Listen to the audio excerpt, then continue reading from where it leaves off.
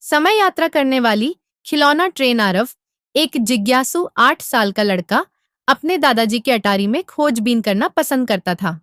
एक बरसात की दोपहर उसे धूल से ढका एक पुराना लकड़ी का डिब्बा मिला।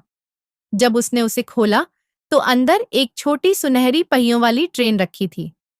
ट्रेन के किनारे पर एक चमकती हुई घड़ी थी और लकड़ी पर टाइम ट्रैवलर एक्सप्रेस लिखा था। उस रात आरव ने ट्रेन को अपने बेड साइड टेबल पर रखा। अचानक ट्रेन हल्के से हिलने लगी और उसमें से रोशनी निकलने लगी। अचानक वह सिकुड़ने लगा और खुद को उस ट्रेन के अंदर बैठा हुआ पाया।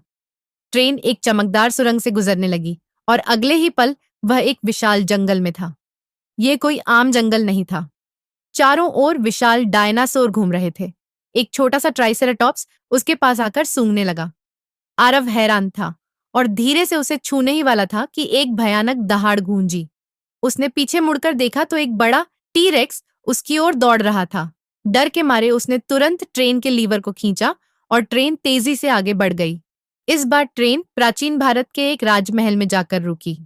सामने सुनहरी मीनारें और भव्य इमारतें थीं।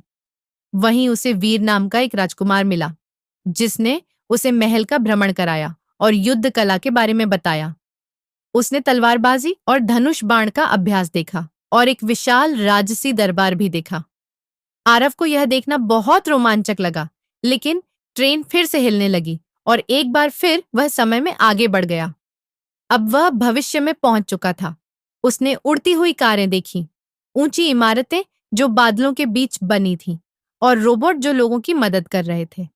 एक दोस्ताना रोबोट जेना ने उसे एक हाई टेक कलाई बैंड दिया, जिससे वह भविष्य के उपकरणों को नियंत्रित कर सकता था। आरव रोमांचित था, लेकिन तभी ट्रेन की घड़ी टिमटिमाने लगी। अचानक ट्रेन झटके खाने लगी और वह सीधा मध्ययुगीन काल के एक किले में आ गिरा। चारों ओर शूरवीर और सैनिक घूम रहे थे। वह ट्रेन को दोबारा चलाने की कोशिश कर रहा था, लेकिन यह आगे नहीं बढ़ रही थी। तभी एक बुद्धिमान जादूगर अत्रि ऋषि उसके पास आया और बताया कि ट्रेन की ऊर्जा का स्रोत कालमणि टूट चुका है। कालमणि को ठीक करने के लिए आरव को एक रहस्यमयी जंगल में जाना पड़ा, जहां एक सोता हुआ नागराज उसकी रक्षा कर रहा था। आरव धीरे धीरे गुफा के अंदर गया और एक चमकता हुआ नीला क्रिस्टल उठाया। जैसे ही उसने उसे छुआ, नागराज की आंखें खुलने लगीं। वह जल्दी से भागकर वापस किले में आया।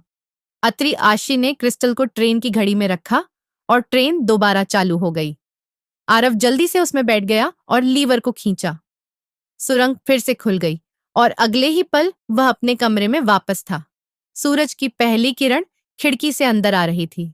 वह मुस्कुराया और ट्रेन को हाथ में उठाया।